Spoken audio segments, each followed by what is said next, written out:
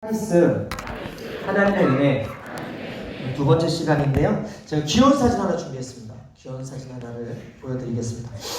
이게 뭐냐면 중국의 사진작가 바오 용칭이라는 사람이 칠행산맥에서 촬영한 사진인데 놀란 새끼 마멋 사진이에요. 올해 야생동물 사진 WPY 대상을 차지했는데 그 실상이 무엇이었냐면 포유류 행동 부문상과 함께 받은 이 작품에 등장하는 이 여우가 마멧을 잡아먹는 찰나에 찍은 사진. 이 마멧은 놀랐지만 여우가 풀어준 것이 아니라 잡아먹혔다는 거죠. 또한 아무르와 티무르의 아름답고도 잔혹한 우정 이야기를 또 하나 들려드리면, 지난 2015년 러시아 연해주 사파리공원 동물원에서 기적같은 일이 벌어졌는데, 동물원 측은 3살 된 호랑이 아무르에게 점심 먹이로 염소 한 마리를 던졌습니다. 근데 이 호랑이 우리에 들어간 이 염소가 겁을 내기는커녕 강하게 저항을 하고 심지어는 호랑이를 먼저 이렇게 공격하기도 한 거예요. 이를 본 호랑이가 무슨 일인지 이전과는 다르게 이렇게 행동을 하게 됐는데, 가차없이 먹이를 잡아먹던 평소와는 다르게 이 염소를 친근하게 대했다는 거죠. 그리고 호랑이 아무르는 염소와 함께 우리 안을 산책하기도 하고 물그릇을 양보하는 등 그 호랑이답지 않은 행동을 보였습니다. 이 사실이 세간에 알려지니까 기적같은 우정이라고 불렸고, 호랑이마저 굴복시킨 염소에게 그 타무르라는 이름이 이렇게 수여가 됐습니다. 하지만 이 우정이 계속 갈 것 같았는데 이 2달 만에, 2개월 만에 파경이 이르게 되었다고 합니다. 아무르와 친해진 타무르가 자신의 위치가 어떤 상황인지도 모르고 이제 맹수한테 계속 덤비는 거예요. 자신이 친구가 맹수라는 사실을 잊어버리고 겁도 없이 까불고 심지어 호랑이인 아무르에게 도전하고 심기를 건드리게 됩니다. 결국에는 화를 참지 못한 이 호랑이 아무르가 티무르를 이렇게 붙잡아가지고 언덕 위로 내동댕이 치게 되는데, 이때부터 건강이 급격히 나빠졌던 이 염소 티무르는 2016년 1월에 목숨을 잃고 말았다는 포식자와 먹이의 관계를 넘어선 호랑이와 염소의 슬픈 동화 같은 이야기였습니다. 동화는 동화일 뿐이고 그 포식자와 이 먹잇감은 함께할 수 없다는 교훈을 가르쳐준 사건이었어요. 여러분, 앞서 보여준 두 장의 사진이 보여주는 사건, 그 메시지는 간단하죠. 세상에는 강자가 이긴다는 거예요. 세상은 약육강식의 시대라는 거예요. 강한 자가 살아남고 약한 자는 살아남지 못한다라는 것이죠. 한마디로 은혜가 없다라는 거예요. 여러분, 1차 세계대전 때 죽은 사람이 1천만 명이었다고 합니다. 2차 세계대전 때 6천만 명, 우리 남한 인구가 다 죽었다고 합니다. 그 전쟁이 끝난 후에 인간이 돌아서고 회개했습니까? 지금 인간이 준비하고 있는 게 무엇입니까? 미중 패권 시대의 전문가들은 금세기 내에 반드시 미중 전쟁이 일어나게 될 것이라고 예언을 하고 있고, 그 화약고가 바로 한반도 아니면 시리아가 될 것이다라고 이야기를 하고 있습니다. 종말론적인 관점에서 재앙이 준비되고 있는 것을 보는데, 그러나 우리 예수 믿는 사람은 세상과 다른 사람들이죠. 세상의 관점을 뛰어넘는 하나님의 관점으로 세상을 봐야 되는 사람들입니다. 사도행전 11장 26절에 이런 기록이 있는데 우리 함께 읽을까요? 시작! 만남에 안디옥에 데리고 와서 둘이 교회에 1년간 모여 있어 큰 무리를 가르쳤고, 제자들이 안디옥에서 비로소 그리스도인이라 일컬음을 받게 되었다. 하나님의 말씀을 배운 사람들, 하나님의 말씀을 받은 사람들이 비로소 세상으로부터 얻은 별명, 얻은 칭호가 그리스도인이었다는 거예요. 은혜 없는 이 세상 속에서 우리가 그리스도인으로 살기 위해서 우리는 말씀을 받아야 됩니다. 우리는 가르침을 받아야 됩니다. 말씀을 받고 가르침을 받은 대로 살아갈 때 이 약육강식의 세대 가운데 거룩을 지킬 수 있고요, 마음을 지킬 수가 있고요, 우리가 넉넉히 세상과 다름을 보여주며 살아갈 수 있다는 것이죠. 약육강식의 세상 속에서 구별되기 위해서 필요한 게 바로 하나님의 말씀을 듣는 것이고, 이것을 달리 말해 은혜라고 합니다. 여러분, 은혜 받기 쉽지 않은 세상이에요. 말씀 듣기 쉽지 않은 세상이에요. 거룩하게 살기 위해서라도 필요한 게 은혜라는 거예요. 오늘 이 밤에 하나님의 말씀을 듣고 깨닫는 은혜가 저와 여러분들에게 있게 되기를 주님의 이름으로 축원합니다. 은혜가 있을지어다. 지난주에 첫 번째로 제가 언급한 게 뭐예요? 은혜가 무엇이었습니까? 체험하라는 거잖아요. 누군가에게 들려서 아는 은혜가 아니라 내가 오늘 이곳에서 만난 그 분을 체험하라는 거 아닙니까? 신앙생활에서 가장 중요한 게 체험이에요. 지식적으로가 아니라 내가 만난 하나님 신앙. 아빠가 만난, 엄마가 만난, 형제가 만난 하나님이 아니라 내가 만난 하나님. 그 하나님을 오늘 여러분들이 다 만났으면 좋겠습니다. 우리가 오늘 침례 예배를 또 드리고 있는데 침례 받은 분들도 이전에는 내가 주인이 되어서 인생을 살았다면 오늘 물속에서 그리스도와 함께 죽고 이제 할렐루야로 다시 그리스도와 함께 살아서 이제는 예전과는 다른 인생 살 수 있는 그런 은혜를 하나님께서 허락해 주시기를 주님의 이름으로 부탁을 드립니다. 그래서 첫 번째 오늘 나눌 이야기가 세 가지인데 첫 번째 따라합니다. 긍휼의 은혜. 예수님이 우리의 연약함을 아실까요? 모르실까요? 우리 아픔을 아실까요? 모르실까요? 예수님은 하나님이시니까 다 알 거야 그게 아니라 예수님은 육을 입고 있으셨기 때문에 배고픔도 느끼셨고 고통도 당하셨고 피곤도 하셨다는 것을 우리가 성경을 보면 알 수 있죠. 우리 15회에서 16절 함께 읽겠습니다. 시작. 우리에게 있는 대제사장은 우리의 연약함을 동정하지 못하실 이가 아니요 모든 일에 우리와 똑같이 시험을 받으시니로되 죄는 없으시니라. 그러므로 우리는 긍휼하심을 받고 때를 따라 돕는 은혜를 얻기 위하여 은혜의 보좌 앞에 담대히 나아갈 것입니다. 여러분 히브리서 저자가요 예수님을 고난당하는 그리스도인들의 아픔을 공감하시는 분 긍휼히 여기시는 영원한 대제사장이라고 이야기했습니다. 사람으로 오셨던 하나님의 아들 예수님이 우리가 무엇이 힘든지 왜 아픈지 먼저 겪어보셨기 때문에 우리의 연약함을 체휼하신다. 긍휼히 여기신다고 말씀하고 있는 거예요. 요한복음 11장 33절 읽겠습니다. 시작. 예수께서 그가 우는 것과 또 함께 온 유대인들이 우는 것을 보시고 심령의 비통이 여기시고 불쌍히 여기사. 우리 대제사장 예수 그리스도는요 하나님의 아들이면서도 또한 모든 면에서 우리와 같은 감정을 가진 분이었다는 거예요. 히브리서 2장 14절입니다. 읽겠습니다. 시작. 자녀들은 혈과 육에 속하였으매 그도 또한 같은 모양으로 혈과 육을 함께 지니심은 죽음을 통하여 죽음의 세력을 잡은 자 곧 마귀를 멸하시며. 우리가 혈과 육이 존재해요. 혈기가 있어요. 근데 예수님도 혈과 육을 입고 계셨다는 거예요. 그러나 예수님은 온유하셨죠. 동정한다라는 것은 단순히 남의 약함과 아픔을 공감하는 것을 뛰어넘어서 적절한 도움을 기꺼이 제공할 준비가 되어 있다라는 의미인데 그래서 성경은 예수님을 선한 목자로 묘사하고 정의합니다. 그리고 우리를 양으로 정의하죠. 요한복음 10장 14절 함께 읽겠습니다. 시작. 나는 선한 목자라. 나는 내 양을 알고 양도 나를 아는 것이 아버지께서 나를 아시고 내가 아버지를 아는 것 같으니 나는 양을 위하여 목숨을 버리노라. 이중수 목사님의 저서 시편 23편이라는 책이 있습니다. 양의 특징에 대해서 설명되어 있는데 거기에 뭐라고 써있냐면 양의 특징은 끝없는 보호가 필요한 연약한 동물이라는 것이다. 우리도 다 안다. 양하면 자기를 보호할 기능도 없고 빠르게 달리지도 못해서 도망도 못 간다. 양들은 방향 감각이 나쁘다. 신호도 나빠서 근시안을 가진 동물이다. 늘 한치 앞에 풀만 보고 거닐다가 길을 자주 잃어버리고 길을 잃어버리면 방향 감각 어두워서 제 길로 찾아오기 힘들다. 죄성 가진 인간도 비슷하다.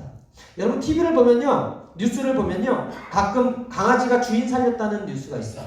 고양이도 주인 구했다는 뉴스가 있습니다. 그런데 여러분 양이 홍수를 막았거나 양이 주인을 구했거나 양이 주인의 자식들을 구했다는 이야기를 들어본 적이 없어요.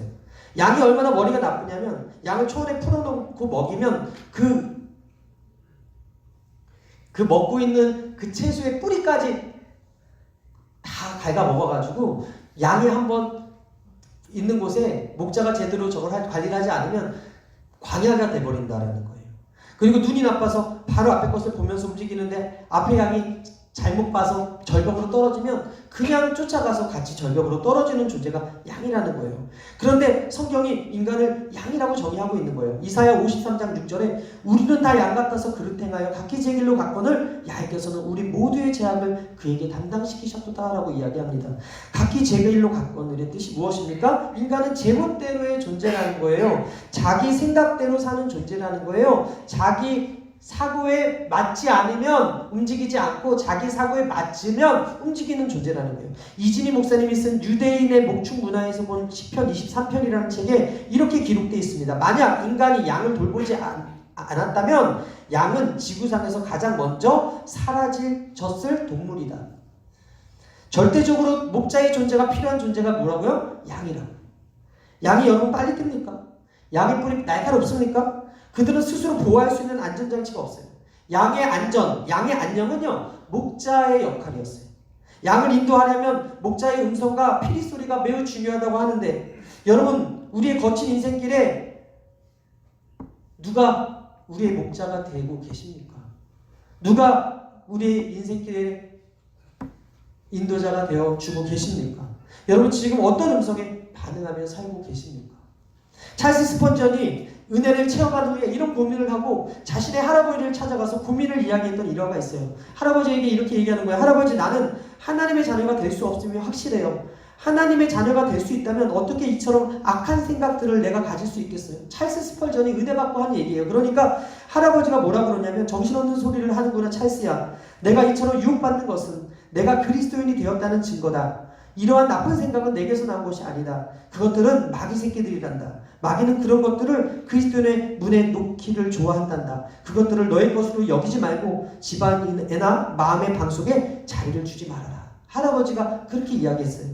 이 악한 생각을 이기는 법에 대해서 스펄전이 이렇게 말합니다. 인간의 마음이 악하여 하나님과 원수가 되었다면 구원은 행위로 획득될 수 없으며 은혜로 받아야 한다는 것입니다. 여러분, 우리가 구원받은 것이 하나님의 은혜임을 믿으시면 아멘. 행위로 구원받을 수 있는 사람이 아무도 없어요. 왜? 인간은 죄인이고 인간은 악하기 때문에. 요즘 방송국 PD들이 인터뷰할 때 잘 나가는 사람들에게 대표님이라는 호칭을 부른다고 합니다. 요즘은 사장님이라고도 안 부른대요. 왜요? 사장이라는 단어가 너무 흔하대요. 대표라고 불러야 좀 있어 보이고 진짜 좀 대우해주는 것 같다고 하더라고요. 너도 나도 회장이라고 부르니까, 대표라고 부르니까 사장이라는 호칭이 싸구려가 된 거예요. 여러분, 강남 치과 의사 10명이 다 원장인데 거기서 대표를 대표 원장이라고 얘기를 하고, 성형외과도 마찬가지. 그래서 진짜 원장은 대표 원장이라는 거예요. 여러분, 고린도후서 6장 9절에 우리가 하나님과 함께 일하는 자로서 너희를 권하노니 하나님의 은혜를 헛되이 받지 말라라고 말씀하고 있어요. 신학자 보네포가 하나님의 은혜를 받았으면서도 불구하고 그 은혜의 삶에 부응하지 못하는 그리스도인들을 비판하면서 값싼 은혜를 가진 자들이다라고 질타한 적이 있습니다. 보네포가 값싼 은혜는 본받음이 없는 은혜요, 십자가가 없는 은혜요, 살아계신 예수 그리스도, 사람이 되신 예수 그리스도가 없는 은혜다라고 이야기했어요. 여러분, 오늘날 우리의 문제가 무엇입니까? 은혜가 너무 흔한 거예요. 어쩌면 은혜 지상주의가 난무한 거예요. 사장이 흔해서 대표란 단어를 쓰는 것처럼 은혜가 흔해서 다른 단어를 찾아야 될 정도로 은혜가 너무나 흔해졌어요. 값싼 은혜를 만들어버리고 있다는 데 문제가 있는 거예요. 예수님께서 뭐라 그랬습니까? 거룩한 것을 돼지에게 주지 말라고 마태복음 7장 6절에 이렇게 말씀합니다. 거룩한 것을 개에게 주지 말며 너희 진주를 돼지에게 던지지 말라. 그들이 그것을 발로 밟고 돌이켜 너희를 찢어 상하게 할까 염려하라. 거룩한 것을 개에게 주지 말라는 말은 은혜의 가치를 모르는 사람들에게 진정한 은혜를 주지 않겠다는 거예요. 그들은 줘도 모르거든요. 은혜의 가치를 모르는 사람들이 더불어 사는 시대가 바로 이 시대라는 거예요. 여러분, 4차 산업혁명 시대는요, AI 시대입니다. 이번 터미네이터라는 영화가 다시 개봉을 했는데 제임스 카메론 감독이 던지는 키워드가 두 가지. AI하고 페미니즘, 이 여성에 대한 거, 이 두 가지를 던졌다고 합니다. 인공지능 로봇가 총을 가진 것이 위험하다는 인식을 하면 총을 테러리스트도 가질 수가 있고 경찰관도 가질 수가 있는데, 인공지능이 총 가진 사람들을 다 공격을 하게 되면 어떻게 됩니까? 다 죽일 수가 있다는 얘기잖아요. 인식이 중요한 거예요. 인공지능에게 어떤 인식을 심어주느냐에 따라서 이 인공지능이, 이 로봇가 우리한테 득이 될 수도 있고 해가 될 수도 있고, 마찬가지로 우리가 어떻게 인식하는가가 되게 중요한데, 그게 신앙의 본질입니다. 거듭났다는 게 무엇입니까? 여러분 생각이 바뀌었다는 거예요. 세상의 생각이 아니라 예수님의 생각으로 바뀌었다는 거예요. 인식이 바뀌었다는 거예요. 세상의 관점으로 더 이상 바라보지 아니하고 성경의 관점으로 바라보는 사람으로 바뀌었다는 거예요. 사도 바울은 거듭난 이후에 은혜 받고 인식이 바뀌었다고 이렇게 고백합니다. 빌립보서 3장 7절 이하 함께 읽겠습니다. 시작! 그러나 무엇이든지 내게 유익하던 것을 내가 그리스도를 위하여 다 해로 여길 뿐더러 또한 모든 것을 해로 여김은 내 주 그리스도 예수를 아는 지식이 가장 고상하기 때문이라. 내가 그를 위하여 모든 것을 잃어버리고 배설물로 여김은 그리스도를 얻고 그 안에서 발견되려 함이니 내가 가진 의는 율법에서 난 것이 아니요 오직 그리스도를 믿음으로 말미암은 것이니 곧 믿음으로 하나님께로부터 난 의라. 여러분, 사도 바울이 똑똑한 사람이었어요. 그런데 은혜 받고 나서 관점이 바뀌니까, 은혜 받고 나서 생각이 바뀌니까 자기가 가진 것들이 다 배설물처럼 여겨졌다라고 이야기하는 거예요. 여러분, 우리가 오늘 침례받은 분들이요, 여러분 이제는 세상 것보다 하나님의 것이 더 가치 있게 되기를 주님의 이름으로 축원합니다. 경기도 김포시 장기동에 소재한 이마트 24 김포 DC 편의점의 사진인데요, 이 매장의 실질적인 주인이 누구냐면 AI. 소비자가 고른 제품을 바코드를 인식하고 돈이나 신용카드를 받아서 결제하는 창구 점원이 없어. 그냥 들어가서 물건을 집어가지고 나가잖아요? 그러면 자동으로 결제가 되는 거예요. CCTV가 24대가 그 14평짜리 그 곳에 설치가 돼 있고, 그 다음에 그 매대라고 하는 그곳에 내가 제품을 빼면 그 무게를 책정해서 가격을 스스로 판단하고 이 사람의 얼굴 인식을 통해서 이 사람의 과거에 썼던 그 카드 있잖아요. 그 결제 내역을 가지고 결제를 한다는 거죠. 한중일 비교문화연구소 이효령 전 장관이요, CTS와의 대담에서 이렇게 얘기했어요. 인공지능이 인간을 지배할까요? 라는 질문에 이렇게 말했습니다. AI 시대의 진짜 종교가 시작된다. 왜? 모든 사람이 할 일을 인공지능이 다 해주고 인간이 할 일이 없으면 그때는 진짜 착한 사람, 남을 배려하는 사람, 사랑하는 사람이 빛을 발한다. 왜냐하면 이건 인공지능이 못하는 일이기 때문이다. 지금까지는 똑똑한 사람이 지배하던 시대인데 인간의 지능이 AI로 인해서 평등해지면 덕 있는 사람, 관용 있는 사람, 하나님을 잘 믿는 사람이 희귀해지기 때문에 기독교가 진정한 가치를 발할 것이다 라고 이야기했어요. 그리고 앞으로는 영역, 감성, 예술성을 가진 사람들이 중요해지고 직업도 남을 도와주고 소외된 사람 끌어안아주는 사람들의 일이 남게 될 것이다. 이런 사람들이 똑똑한 사람보다 존경받고 그런 사람들이 미래의 주역이 될 것이다 라고 이효령 교수가 이야기했습니다. 한마디로 알파고보다 대단한 존재는 상대를 위해서 져줄 줄 아는 인간이라는 거예요. 가치를 아는 건 인간밖에 없다는 거예요. AI에게는 긍휼이 없습니다. AI에게는 은혜가 없다는 얘기예요. 그러나 긍휼을 가진 사람들, 은혜를 가진 존재들이 앞으로는 정말 가치를 발할 날이 4차 산업시대라는 것이죠. 사랑하는 여러분, 율법은요 사람을 정죄합니다. 은혜만이 사람을 변화시킬 수 있습니다. 가늠하다가 현장에서 잡혀온 여인을 보시면 율법으로는 돌로 쳐서 죽였어야 되지만 예수님은 그녀를 은혜로 용서해 주셨고 긍휼히 여기 주셨어요. 그리고 그 긍휼이 그녀를 변화시켰습니다. 빅토르 위고의 여러분 장발장 레미제네블에서 보듯이 빵 하나 훔친 것 때문에 그가 19년 감옥 생활을 하는데 결국 그가 다시 성당에서 은잔을, 금잔이죠, 그 잔을 또 훔치려고 하지 않습니까? 그러나 미리엘 신부가 보여준 그 긍휼의 은혜로 말미암아 19년의 감옥 생활이 그를 변화시키지도 못했고 그를 쫓았던 그 형사가 그를 변화시키지 못했지만 미리엘 신부가 보여준 용서와 은혜의 원리가 그의 완악한 마음을 녹이고 장발장이 새로운 삶을 살도록 길을 열어주었다는 것을 우리가 알 수 있습니다. 여러분, 1만 달란트 탕감받은 사람, 용서받은 사람이었는데 그는 겨우 100달러에 빚진 사람에게 빚을 갚으라고 윽박지르다가 은혜를 모르는 배은망덕한 사람이 되어서 감옥에 갇혀서 평생 썩게 되는 사람이 되었죠. 값싼 은혜를 보여준 사람이에요. 여러분, 어떤 사람이 긍휼히 여길 수 있는가? 어떤 사람이 용서받을 수 있는가? 내가 얼마나 죄인인가를 인식하고 내가 얼마나 큰 은혜를 받았는가를 아는 사람이 용서할 수 있고 은혜를 베풀 수 있습니다. 긍휼히 여길 수 있습니다. 여러분, 우리가 얼마나 용서할 수 있을까요? 우리가 얼마나 긍휼히 여길 수 있을까요? 하나님께서 여러분들을 사랑하셔서 독생자 예수 그리스도를 죽이시면까지 우리를 영원한 형벌에서 영원한 생명으로 옮겨주셨는데, 그 큰 은혜를 경험한 사람은 결국 용서할 수 있고 긍휼히 여길 수 있고 사랑할 수 있다는 사실을 믿으시는 여러분 되시기를 주님의 이름으로 축원합니다. 요셉이요, 큰 은혜를 받고 보니까 형들을 용서하게 된 거예요. 은혜를 아는 자였기 때문에 그래요.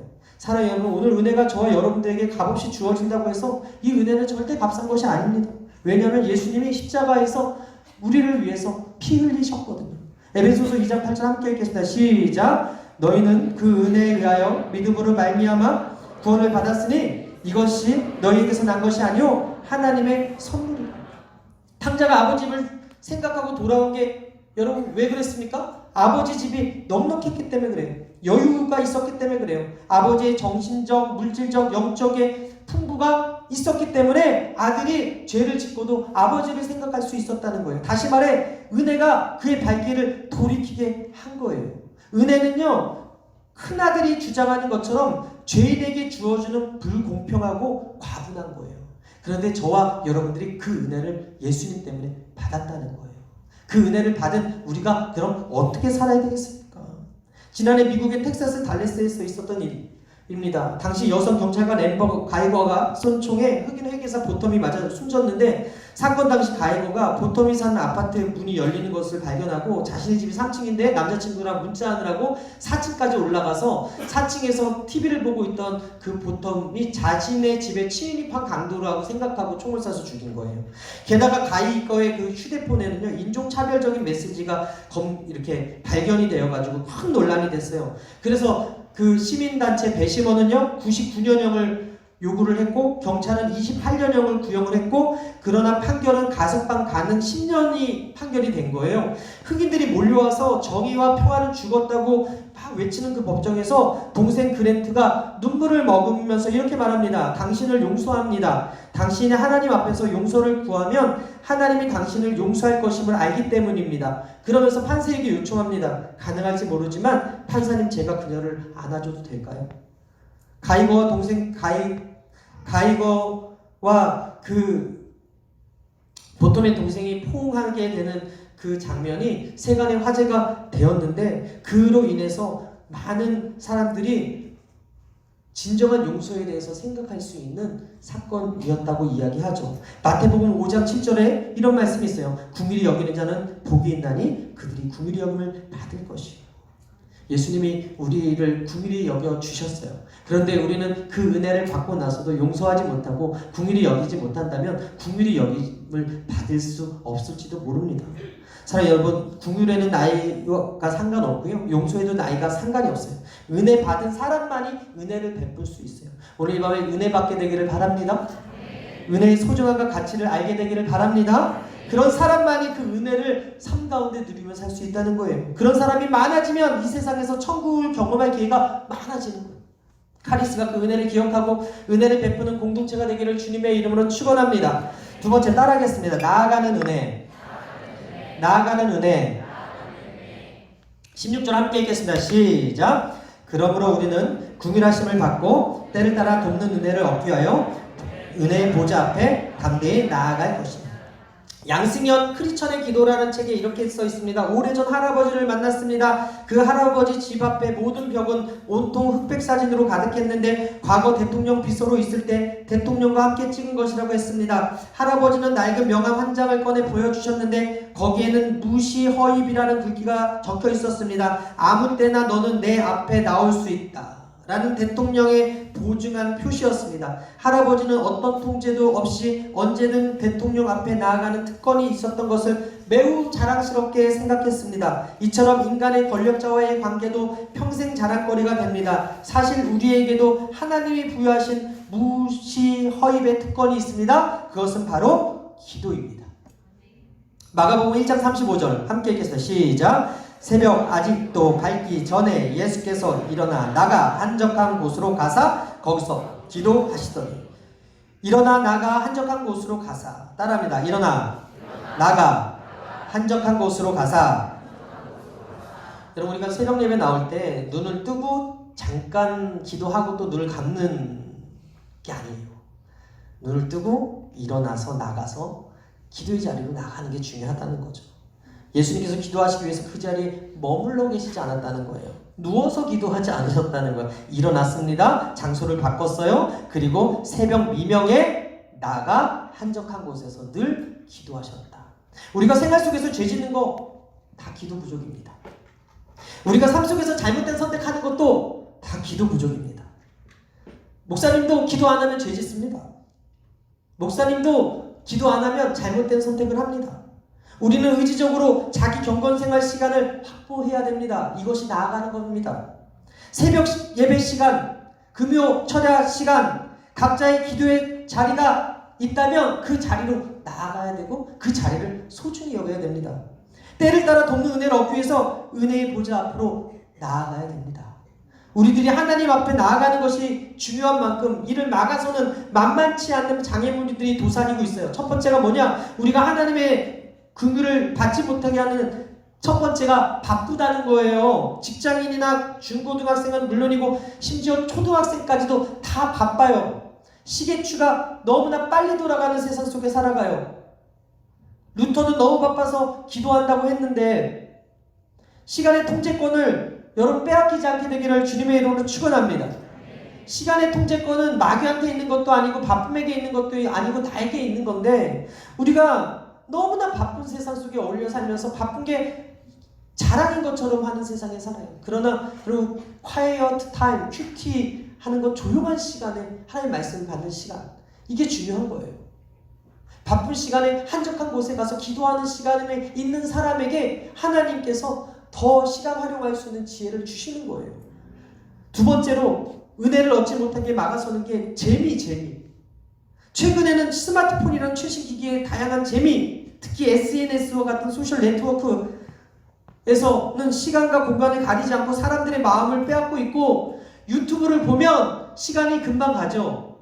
재미있으면 좋아요, 구독 눌러주죠. 그런데 꼭 재미있는 건 또 게임 광고를 그렇게 많이 해요. 그럼 또 게임을 깔고 게임을 하다 보면 또 시간이 가고 그럼 또 바쁘고 그럼 큐티할 시간도 없고 기도할 시간도 없고 예배 올 시간도 없고 그러다 보니까 여기 와서 졸리고 그리고 설교가 재미없으면 또 눈을 감아버리고 여러분 이거 누가 좋아하겠어요? 누가 좋아하겠어요? 밤늦게까지 세상 재미에 푹 빠지다가 예배 시간에 피곤해서 졸기도 하는 우리의 모습이 있는데 여러분 우리가 재미가 아닌 진리를 붙잡고 살아가게 되기를 주님의 이름으로 축원합니다. 세 번째로 우리가 은혜의 보좌 앞에 나가지 못하게 공격하는 게 사탄의 송사예요. 사탄은 우리에게 있는 그 약점을 너무나 잘 알아서 그 약점을 파고듭니다. 틈을 노립니다. 한마디 말로 인간과의 관계 속에서 마음을 상하게 하게 합니다. 사탄은 이때를 절대 놓치지 아니하고 죄의 길로 유혹을 해요. 2019년 자살률이 1200명이 늘어서 일십, 백, 천만 13,670명이라고 합니다. 자살이 그들에게서 그냥 끝나는 게 아니라 계속해서 이어지는 거예요. 이것은 무슨 효과라 그러지? 그 유명인 자살이 이루어지면 베르베르 효과인가? 맞아요? 여튼 계속 이어지잖아. 나도 죽어야 되겠다. 자살의 80%가 우울증이래요. 쉽게 말하면 우울증 안 걸리면 자살 안 한다는 거예요. 우울증 안 걸리려면 여러분 어떻게 해야 되는지 아세요? 제가 우리 아까 대석 형제님한테 살이 빠져가지고 많이 빠졌네요. 그랬더니 살 빠지는 법 좀 가르쳐주세요. 그랬더니 바로 안 알려주시고 전화번호를 가르쳐달라고 그러시더라고요. 전화 주신다.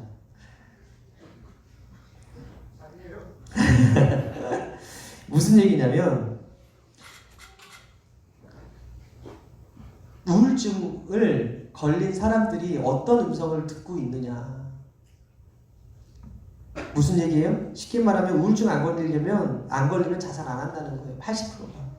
말씀 교육이 들어가면 하나님 말씀이 들려지면 우울증 사라지게 돼 있습니다. 사람은 하나님의 말씀 듣는 존재로 창조됐어요. 믿으시면 아멘. 창세기 요한복음 10장 27절에 함께 읽겠습니다. 시작. 내 양은 내 음성을 들으며 나는 그들을 알며 그들은 나를 따릅니다. 여러분 그 말씀은 우리 삶을 풍성하고 윤택하게 하고 실족하지 않게 하고 부요하게 하는 음성이에요. 이게 처음 사람 아담의 음성이었어요. 그런데 인류 첫 죄악도 사탄의 음성을 들으면서 시작이 되죠. 창세기 3장 4절 이하 시작. 뱀이 여자에게 이르되 너희가 결코 죽지 아니하리라. 너희가 그것을 먹는 날에는 너희 눈이 밝아져 하나님과 같이 되어 선악을 알 줄 하나님이 아심이니라. 오늘 우리가 어떤 소리 듣고 있는가 중요합니다. 이번 주 그것이 알고 싶다 설립편 봤는데요. 제작진이요 그 악플 단 사람들 일일이 찾아가서 왜 악플 달았는지 물어봤어요. 당사자들이요 자신이 쓴 댓글이 있었는지도 기억도 못해요. 오히려 연예인이면 그런 악플 들어도 된다고 당당하게 이야기하는 거예요. 설리 죽은 게 누굽니까? 설리가 어떤 음성을 많이 들었습니까? 여러분 심리학 용어 중에 다중인격이라는 용어가 있는데 귀신 들린 자들 중에 여러 귀신 들린 자가 있는 거 아십니까? 성경에 거라사 광인이요 돼지 2,000마리 몰살할 정도의 군대 귀신이 들어가 있었거든요. 여러분 성경에 분명히 이야기하고 있어요. 사탄이 있다. 마귀가 있다. 죽이는 음성이 있다. 도둑질하고 죽이고 멸망시키는 귀신의 존재가 있다고 분명히 가르칩니다. 요한복음 10장 10절에 도둑이 오는 것은 도둑질하고 죽이고 멸망시키려는 것뿐이요 내가 온 것은 양으로 생명을 얻게 하고 더 풍성히 얻게 하려는 것이다. 그럼 우리가 선택해야 됩니다. 도둑의 음성을 들을 것이냐 아니면 선한 목자의 음성을 들을 것이냐. 이 세상이 이렇게 혼탁하고 어지러운 이유가요 공중권세 잡은 영적인 존재들이 있기 때문이고 그 영적인 존재한테 잡혀서 그 소리 듣고 행동하는 사람들이 있기 때문이라는 거예요. 이 귀신은 벙어리가 아닙니다. 속삭이는 존재입니다. 송사하는 존재입니다. 귀신 없으면요 우리가 말씀 볼 필요도 없어요. 우리가 예수의 피를 의지할 필요도 없어요. 근데 귀신이 존재한다니까요. 여러분 성령이 충만하다고 해서 사탄이 어디로 가는 게 아니라 사탄도 같이 역사합니다. 사울 시대에 이스라엘이 블레셋 법궤를 빼앗겼을 때 법궤가 다곤 신당이 있었어요. 그런데 그때 진짜와 가짜가 가려지는 사건이 벌어지죠. 어떻게 됩니까? 사무엘상 5장 2절 함께 읽겠습니다. 시작. 블레셋 사람들이 하나님의 궤를 가지고 다곤의 신전에 들어가서 다곤 곁에 두었더니 아수르 사람들이 이튿날 일찍 일어나 본즉 다곤이 야훼의 궤 앞에 엎드려져 그 얼굴이 땅에 닿았는지라. 그들이 다곤을 일으켜 다시 그 자리에 세웠더니 그 이튿날 아침에 그들이 일어나 본즉 다곤이 야훼의 궤 앞에 또 다시 엎드려져 얼굴이 땅에 닿았고 그 머리와 두 손목은 끊어져 문지방에 있고 다곤의 못두기만 남았더라. 여러분 다곤 신전 가짜 우상이 서 있던 그곳에서 가짜와 진짜가 드러났어요. 갈멜산에서 엘리야와 바알과 아세라 선지자 850대 1의 전쟁이 있었는데 열왕기상 18장에 보게 되니까 야훼여 내게 응답하소서 내게 응답하소서 이 백성에게 주 야훼는 하나의 신님이신 것과 주는 그들의 마음을 되돌리키시는 이심을 알게 하시옵소서 하며 이에 야훼의 불이 내려서 번제물과 나무와 돌과 흙을 태우고 또 도랑에 물을 핥은지라 모든 백성이 보고 엎드려 말하되 야훼 그는 하나님이시로다 야훼 그는 하나님이시로다. 갈멜산 위에서 가짜와 진짜가 드러났다라는 거예요. 여러분 우리가 교회 안에서도 가짜와 진짜가 있을 수 있어요. 양과 염소가 있을 수 있어요. 하나님의 음성을 듣는 사람과 마귀의 음성에 반응하는 사람이 있을 수 있다라는 거예요. 여러분 진리의 성령이 역사하면 진짜가 드러납니다. 그러나 진리의 성령을 의지하지 않고 나아가면 사탄이 충만합니다. 그래서 마음이 아픈 거예요. 마음이 힘든 거예요. 그래서 우울한 거예요. 그래서 하나님의 사람들은 때를 따라 나아가 돕는 은혜를 입고 성령 충만 받아야 된다는 거예요. 하나님의 말씀에 있는 곳에 머물러서 하나님의 말씀대로 살기를 애쓰고 힘쓰고 노력하기 시작할 때 하나님의 말씀이 여러분들을 이끌어 가신다는 거예요. 날마다 전신갑주 입고 사탄의 음성을 물리쳐야 될 거 아닙니까? 마귀는 디아블로, 비방하는 자예요. 남을 욕하게 하고 흉보게 하는 게 마귀 존재의 특징 아닙니까? 그래서 우리들이 하나님 앞에 담대히 나갈 수 있는 유일한 조건이 바로 예수의 피라는 거예요. 어른들이 이야기할 예수의 피밖에 없다고. 히브리서 10장 19절 함께 읽겠습니다. 시작. 그러므로 형제들아 우리가 예수의 피를 힘입어 성소에 들어갈 담력을 얻었나니 나의 죄를 씻기는 예수의 피밖에 없네. 다시 성케하기도 예수의 피밖에 없네. 오케이. 히브리서 10장 20절 함께 읽겠습니다. 시작. 그 길은 우리를 위하여 휘장 가운데로 열어놓으신 새로운 산길이요 휘장은 곧 그의 육체이다. 어떤 훌륭한 행위나 조건도 하나님 앞에 나아갈 수 있는 자격을 주지 못합니다. 가장 고귀한 그리스도의 육체로 열어놓으신 길이야말로 우리가 살 수 있는 유일한 길임을 여러분 기억하시고, 사랑하는 여러분, 죄관리는요 기도하면 죄관리가 되는 거예요. 믿으시면 아멘. 예수의 피를 의지하면요 사탄이 떠나가는 거예요. 질병이 치료받는 거예요. 문제가 해결받는 거예요. 말씀을 가까이 하고 나아갈 때 죄를 멀리할 수 있고, 말씀을 듣고 기도하며 은혜의 보좌 앞에 나아갈 때 악한 영은 떠나가고 진저가 드러남을 믿으시게 되기를 주님으로 축원합니다. 마지막 따라합니다. 족한 은혜, 만족한 은혜. 여러분, 사도 바울이 보좌로 안 나갔습니까? 기도 안 했습니까? 그럼에도 불구하고요 그에게는 질병의 가시가 있었어요. 그는 자신의 질병을 찌르는 가시라고 표현합니다. 고린도후서 12장 8절에 이것이 내게서 떠나가게 하기 위하여 내가 3번 죽게 간 거였다. 바울이 3번 기도하고 받은 응답이 오늘 너는 완전히 치료받았다가 아니었어요. 내 은혜가 내게 족하다였어요.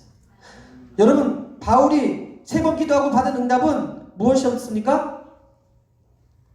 아픈 그대로가 좋다? 그것도 내가 내게 준 은혜다라는 거예요. 가시를 떠나서 고통이 사라지게 기도했더니 그대로 좋다? 그것도 은혜다라고 얘기하는 거예요. 우리는 이것을 통해서 나에게 좋은 것만 은혜가 아니구나, 나한테 불편한 것도, 내가 기도하는데 응답이 안 되는 것도 은혜일 수 있겠구나라는 걸 배울 수 있어요. 나에게 해롭고 불리하고 원하지 않는 것들이 나에게 다가올 때도 이것이 하나님께서 나에게 주시는 은혜일 수가 있겠구나. 여러분, 우리는 아브라함같이 되길 원하죠. 믿음의 거부가 되길 원합니다. 우리는 다윗과 같이 용기 있는 자로 쓰임받기를 원합니다. 요셉과 같이, 다니엘과 같이, 야곱과 같이 쓰임받기 원해요. 그런데 우리 인생에 이런 사람들이 되려면 이 사람들이 겪었던 그 환난과 어려움을 다 겪어야 되는 거예요. 그렇기 때문에 내 인생에 아무것도 안 일어나는 것이 복일 수도 있어. 내 인생에 아무런 것도 안 일어나고 그냥 평안하게 가는 것이 은혜일 수 있다. 믿음의 사람들이 환난과 고난이 컸다는 공통점이 있지 않습니까? 조용기 목사님 폐병으로 죽어갈 때 비로소 누나 친구가 던져진 성경을 읽고서 회심해가지고 신학교 가가지고 최자실 목사님 만나가지고 대주동 천막교회 해가지고 세계 최대의 여의도 수목교회 지어가지고 저와 여러분들이 이곳에서 함께 만난 거예요. 시편 119편 71절에 고난당하는 것이 내게 유익이라 이로 말미암아 내가 주의 율례들을 배우게 되었다. 고린도전서 10장 13절에 사람이 감당할 시험 밖에는 너희가 당할 것이 없나니 오직 하나님은 미쁘사 너희가 감당하지 못할 시험당함을 허락하지 아니하시고 시험당할 즈음에 또한 피할 길을 내사 너희로 하여금 능히 감당하게 하신다라고 말씀하고 있습니다. 여러분, 예수님이요 36명을 뽑을 수도 있었고요, 예수님이요 120명을 뽑을 수도 있었는데요 12명만 뽑으셨어요. 더 많은 제자를 만드실 수도 있었음에도 불구하고 예수님은 12제자로 만족했어요. 겟세마네 동산에서 당신을 잡으러 왔던 그 군병들 앞에서 명하셔서 12군단이나 더 되는 천사를 불러낼 수 있는 권세가 있으심에도 불구하고 그 시험을 참으셨고요. 하나님도 우리에게 많은 계명을 주시지 않고 10계명만 주셨고, 예수님은 그 10계명조차도 지키지 못하는 인간들을 긍휼히 여기시면서 하나님 사랑, 이웃 사랑이라는 2계명으로 만들어 주셨어요. 그것으로 충분하다는 거예요. 그것만으로 은혜라는 거예요. 사랑하는 여러분, 큰 질병도 감사하면 치료하시지만 작은 병도 불평하고 원망하면 큰 병이 된다는 사실을 기억하시고, 이미 받은 은혜, 지금 받고 있는 은혜, 앞으로 받을 은혜를 족한 줄 알고 믿으면 절로 찬송이 나오고 감사가 된다는 사실을 기억하시고, 우리 앞에 있는 작은 일이든 큰 일이든 모두 하나님의 은혜라고 고백하는 여러분이 되시길 주님으로 축원합니다. 그 은혜에 감사하고 주신 은혜가 내게 족합니다라고 고백하기 시작할 때 하나님이 오늘 더 값비싼 은혜를 여러분들에게 허락해 주실 것이고, 가짜가 판치는 이 세상 가운데 진짜 그리스도인으로 진짜 은혜 받은 사람의 모습으로 살게 도와주실 줄 믿습니다. 그렇게 살지어다. 은혜 받은 자들대로 살지어다. 믿음대로 될지어다. 함께 일어나서 함께 찬양하고 기도하겠습니다.